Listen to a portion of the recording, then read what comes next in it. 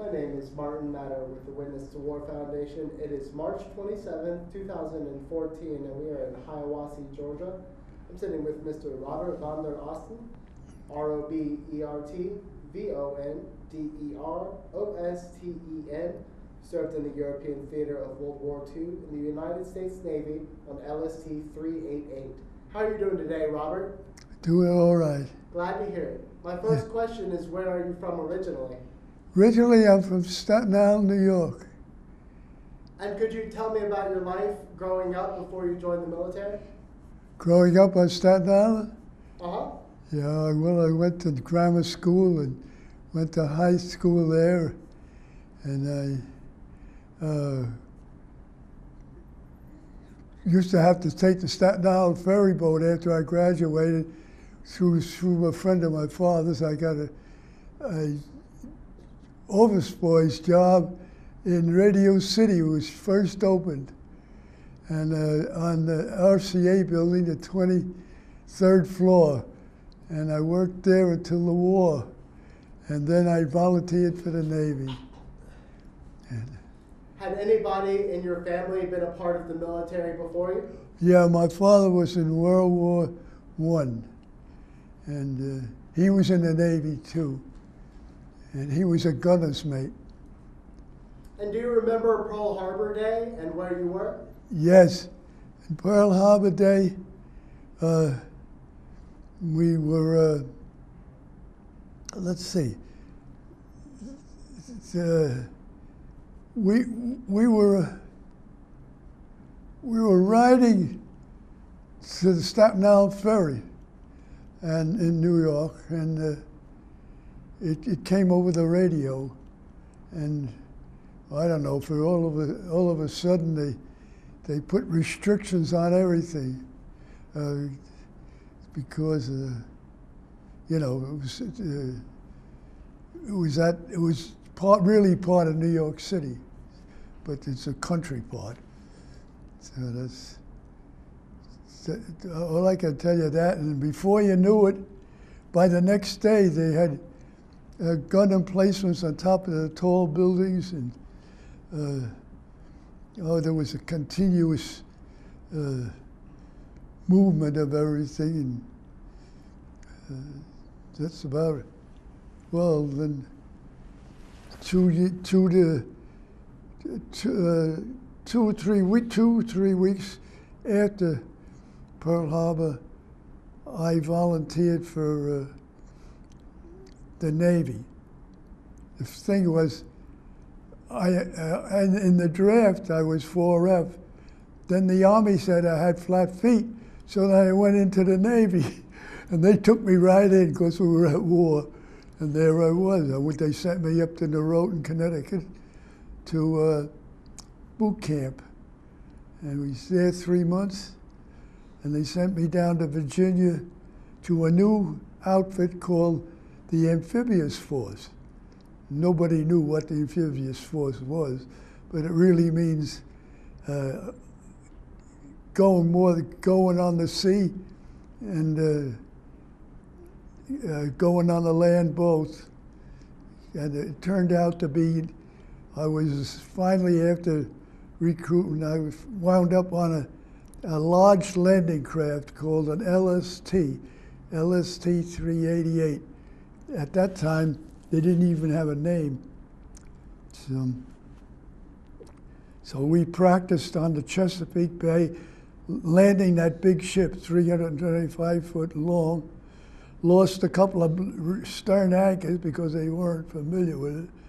And then we headed to New York, and they put a little LCT, 100 foot long, on the deck. You know, we were in the Bayonne Navy Yard. And then we were off for Africa. We stopped at Bermuda, you know, that British thing at the beginning of the Mediterranean, everybody knows it, and I just, well, anyhow, we stopped there. It's only a small British possession. And then we went over to Oran in North Africa. I'm going to pause you for 1 second. I'd like to Okay. go back and talk about your amphibious force training. What all do you remember about that? About the amphibious force? Uh-huh. Well, I was in there for 3 years. But we established the first amphibious base. We went to Oran, and then we went up to a small port called Arzu. And we had all the equipment to establish an amphibious base. The Germans still had all of Libya, and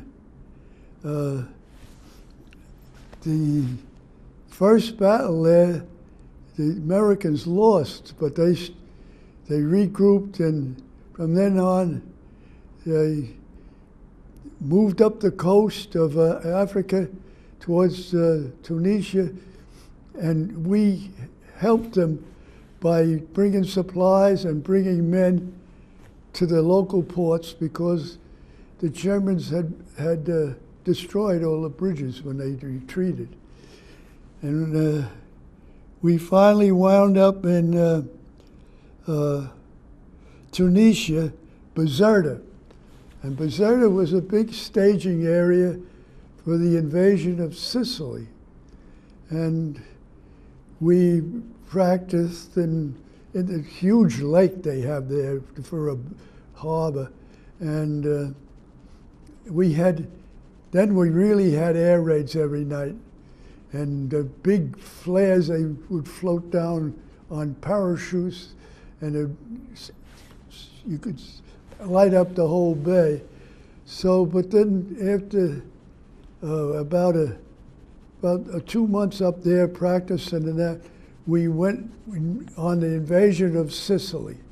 That was the first thing in Europe that was invaded. So the Germans by that time had been pushed out of North Africa.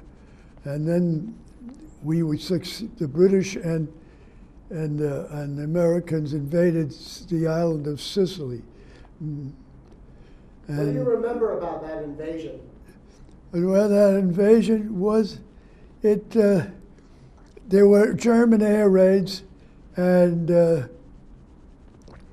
it went pretty good. And General Patton, he came from one end, that was the American troops, and Montgomery came from the other side, and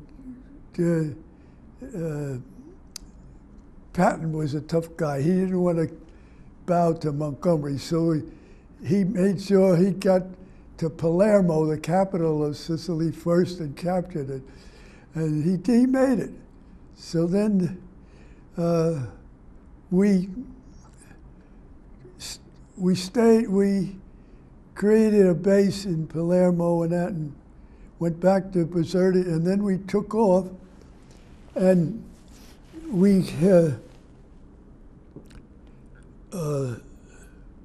the big battle just south of Rome, just in my tongue. Salerno? Huh? Salerno? Salerno.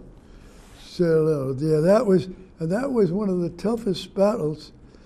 What was tough about it? I think that somebody let them know we were coming, and we almost had to withdraw, but they finally got in there, and about 5 or 6 more. Yeah, that was a famous place, a place called Casino, where we were stalled from going up the. So we went on another invasion, 10 miles in back of the German lines.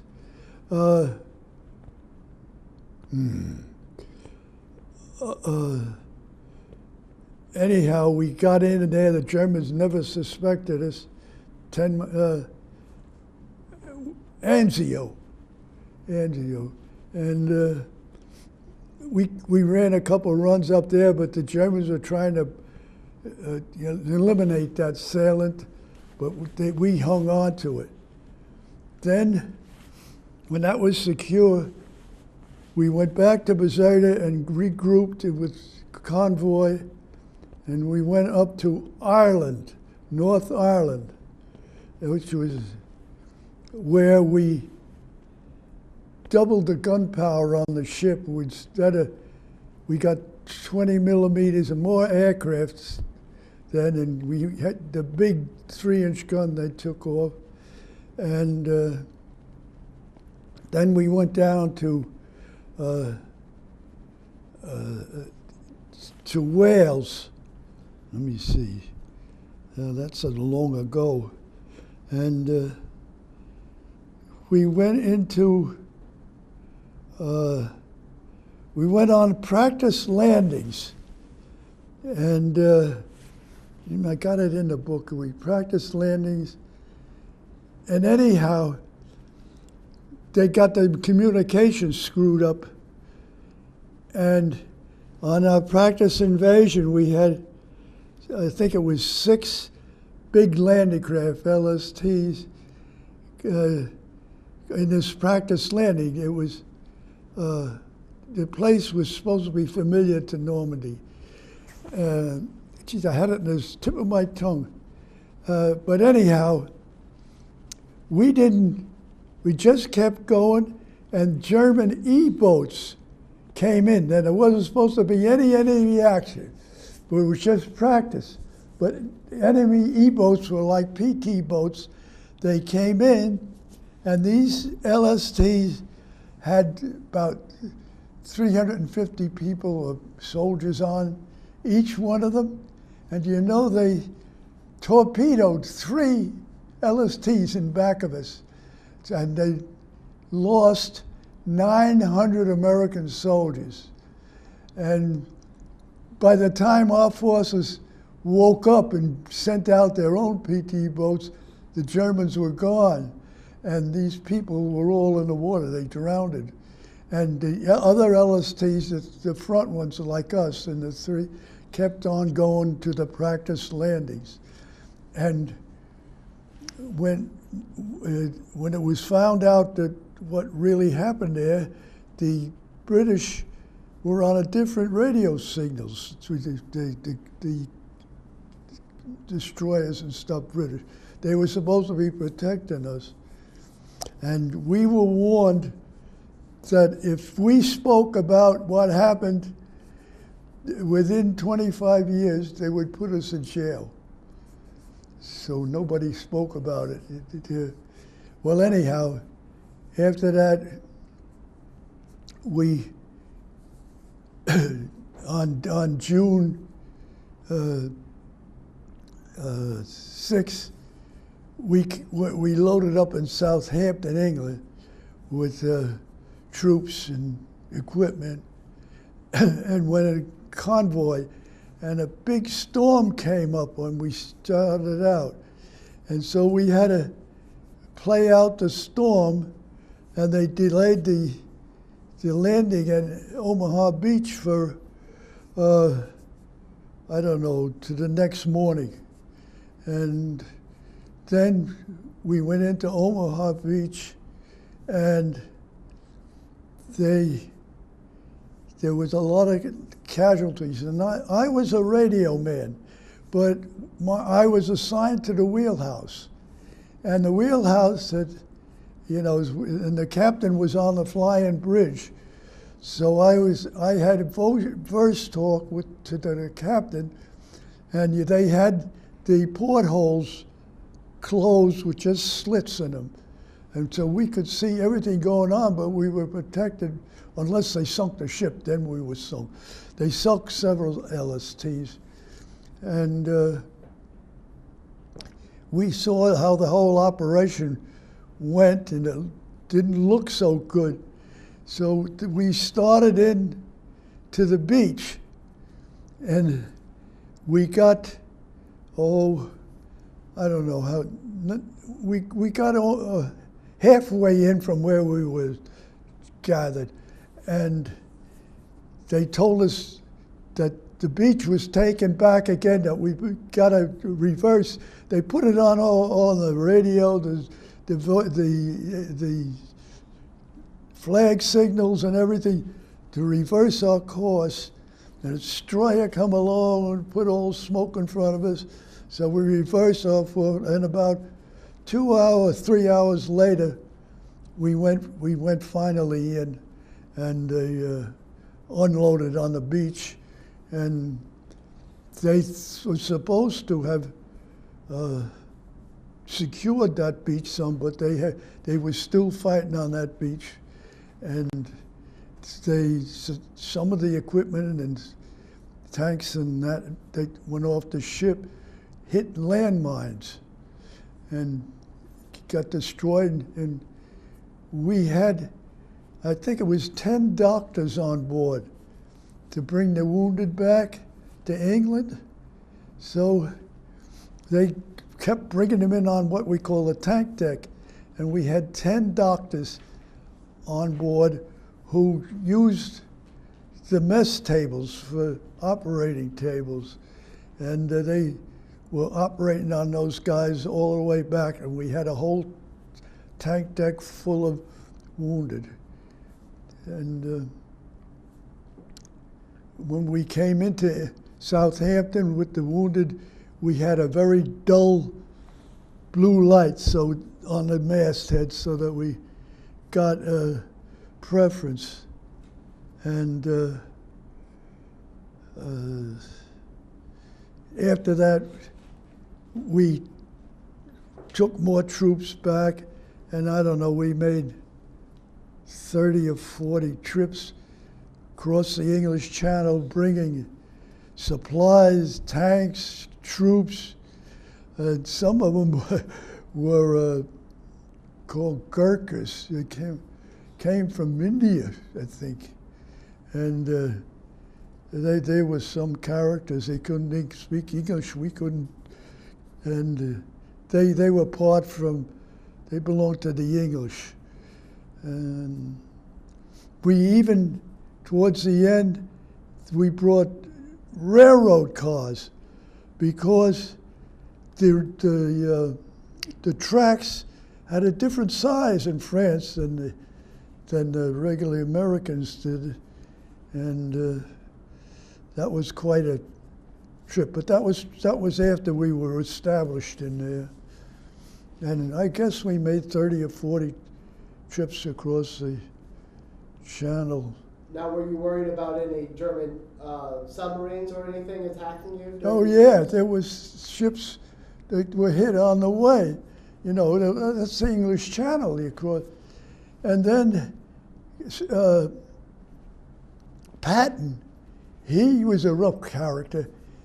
But he was a good general, and he landed in the south of France, and he came all the way up. But what happened was, he was running out of gasoline. So that's when they loaded our ship with barrels of gasoline, and we had to go up the Seine River in France. We were going just, I think it was Rouen or something like that, where they pushed out dirt made what they call like hards, and we landed there, and they unloaded all this gasoline. We were glad to get rid of it, because the German planes were still around. There weren't that many, but there were. And if they hit us, we would have gone up to heaven quick. So, after about 30, 40 trips, then we went up to Londonderry and in North Ireland, and got supplies and stuff, and it was towards the end of the war in Europe, and we went back to the United States, and we went to New Orleans. Half the convoy went to New York, where I lived, and the other half went to New Orleans, and of course I went to New Orleans. But they gave me a 30-day leave. It was the only 30-day leave in almost 4 years that I had. And so I got home. Then we went back and picked up the ship. They had taken it off, and they had put 2 masts on the LST 300 feet apart and put a cable through to the mast and a boom. It went out, and they put 2 Piper Cubs on the deck, and it had a thing on the top with a hook, and they hoisted the Piper Cubs up, because there were no helicopters then, up, and somehow they got it out, and they pulled it all the way back to the stern of the ship with some nylon cord. And the Army pilot for the Piper Cub, he revved the motor up, and then waved his hand, and we talked to him on the radio. He was ready. He said, go. So they released this thing, and it went sailing down this nylon trapeze like, and when it hit the end, it went off, and it dropped to about 10 feet in the water and took off. It was, the pilot had raced it up, and we had 2 like that. The only trouble was they couldn't land back on again. So I don't know where they landed, but they didn't come back to the ship. And they was used as spotters, for the Army. But then Germany surrendered. So on my only 30-day leave, I got married. So that gave me 10 points. So we went back to New Orleans, and the ship was going to go through the Panama Canal to the Pacific, to Hawaii and over to the Japanese War. And they found out, they said I had enough points because I got married to get out. And so they made up the papers, and they put me ashore in New Orleans base there. And when I showed them the papers, they said, you didn't have these made out right. I said, well, I can't go back. The ship went off for the canal. Well, she said, sit down. I sat there for about 2 hours, and then they sent me as a draft to New York, and I wound up in Long Island at the discharge base, and they kept me there, brainwashed me, for about 3 days, and then they put me out. Then I got out. And the war ended just about the day I got out. The war in Japan ended, so I wouldn't have been in it anyhow. Later on, I saw a picture of the ship, and it was at the Bikini Atoll where they had the first atom bomb. So they say that it was radioactive, so they towed it out to the deep Pacific and sunk it. That's the story. After that, I went back to work for Standard Oil in Radio City, worked there a couple of years in marine insurance and hated it. And so then I went in the New York Police Department. I was there for 20 years. I got a college degree, and by that I was a sergeant in the New York Police Department. I had to put in 20 years up in Manhattan by Times Square and just above, in Brooklyn and Staten Island, and retired in 20 years. And I went down with where my wife came from, and I went to Jacksonville. I had a BS degree, so I went to Jacksonville State University, got qualified for a school teacher, and I taught school, 8th grade, for another 16 years when good old George Wallace was the governor, and he gave me all my Navy time on my pension fund if I would pay my part that I would have paid, So in 16 years, I got another 20-year pension, And then I went, we moved to Ormond Beach, and I got a retirement job. I thought it was in the Tomoka State Prison, testing prisoners to see if they were learning enough to get a high school, or, equivalency diploma. I only did that for 2 years. That was crazy.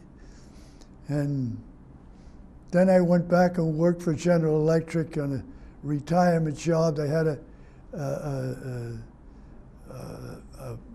5 buildings in Daytona Beach, and they were associated with the atom bomb stuff, and the satellite stuff, the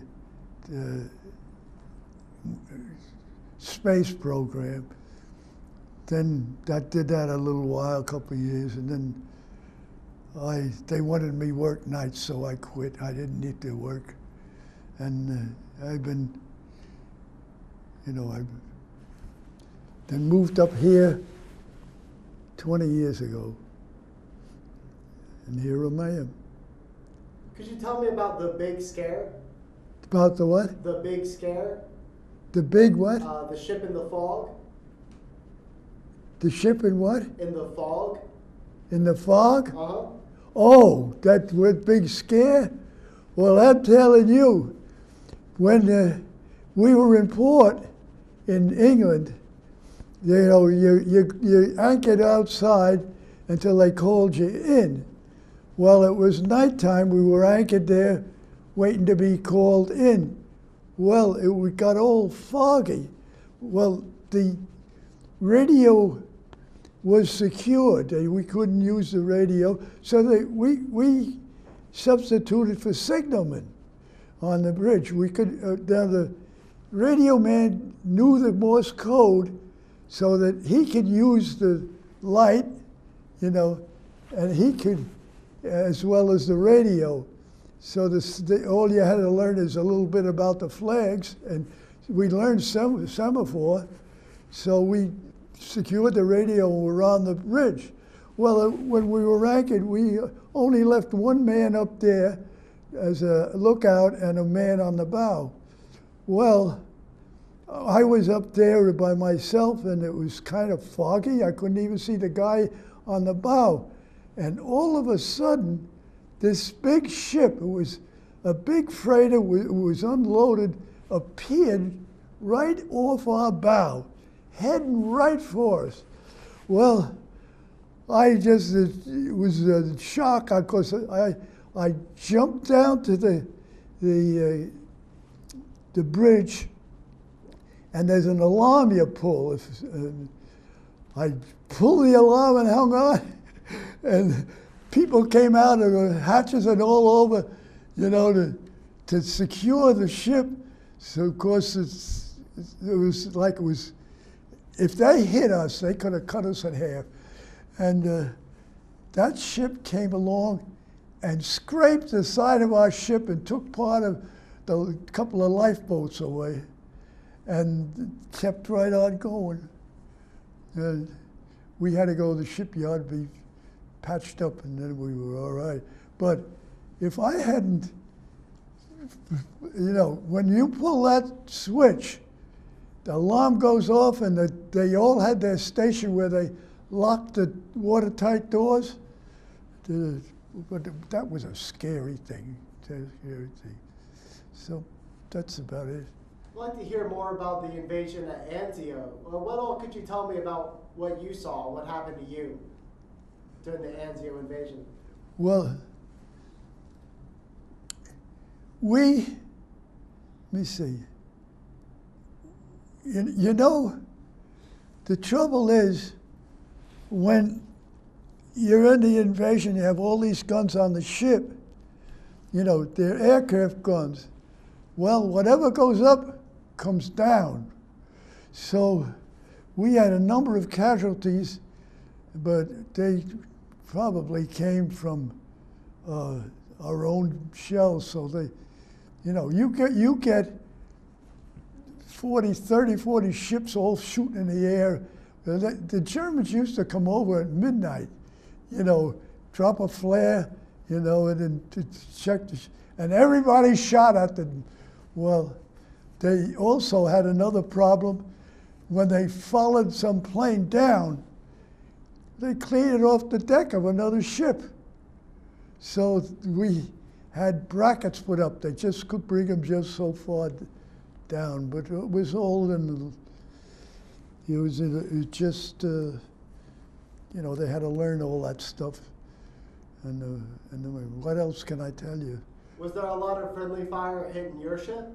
Huh? Was there a lot of friendly fire hitting your ship, or did nobody get killed due to friendly fire? The Germans, they didn't. They were up so high that they dropped bombs, but by the time we invaded Normandy, their Air Force was depleted quite a bit. And our Air Force was pretty much in control. So, but they shot down a lot of bombers, of our bombers. What else can I tell you? What's the strangest thing you ever saw while you were overseas? What? The strangest thing you ever saw? The strangest thing?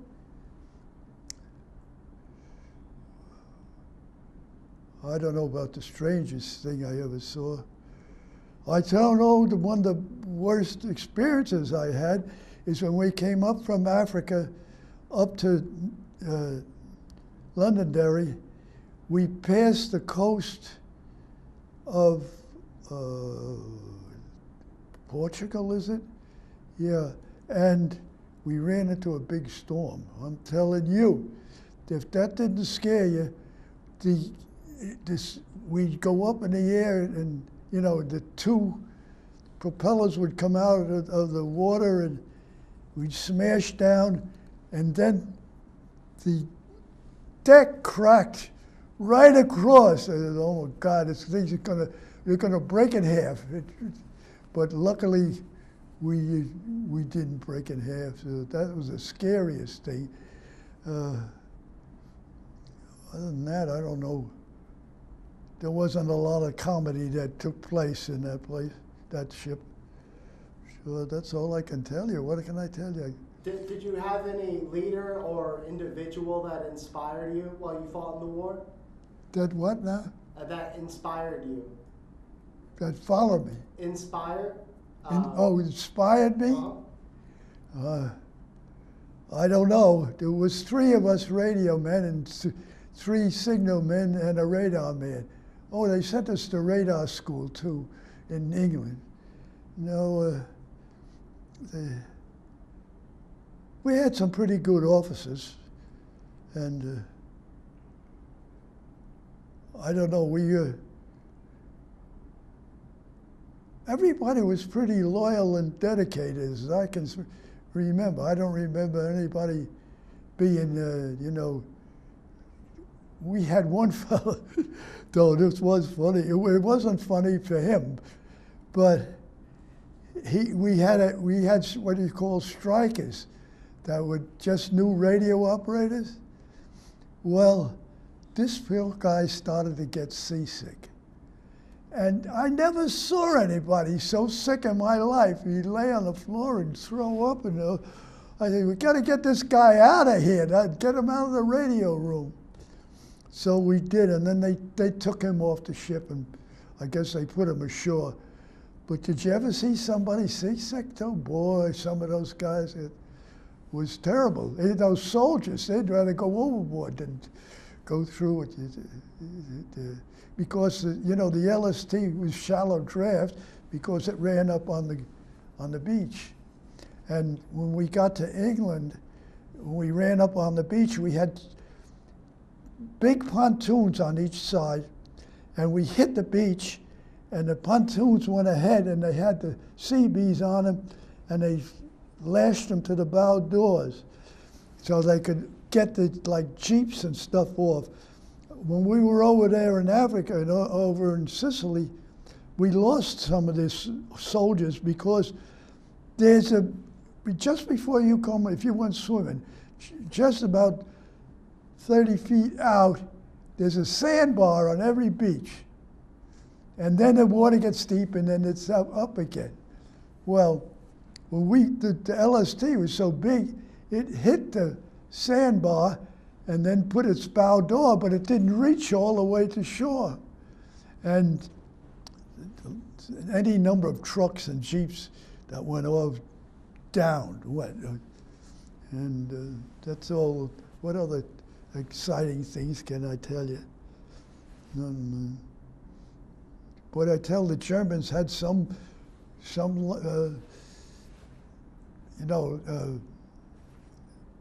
what do you call those things that light up the whole works, and they float down on a parachute. They put these flares on a parachute, and it lit up the whole convoy like for about 3 minutes. See, well, in 3 minutes we could see them up there, but they saw us, and they dropped some. They were so high you couldn't hit them, and they dropped a few bombs and probably took pictures, and one disappeared. Did they ever hit you or another ship? Huh? Did they ever hit you or another ship? No, we were hit on the port side, but it didn't mount or nothing. It was a near miss, but I was lucky. Oh my gosh, was I lucky. Well, were there any other stories you were looking to tell? Anything that might have slipped your mind for the moment? Huh? Anything that might have slipped your mind, or another story you want to tell? No, I'll probably think of it when I get home. Well, it's been a real honor and a pleasure to get to speak to you today. I'd like to thank you very much for taking the time, but most importantly, I'd like to thank you very much for your service. Okay. Yeah.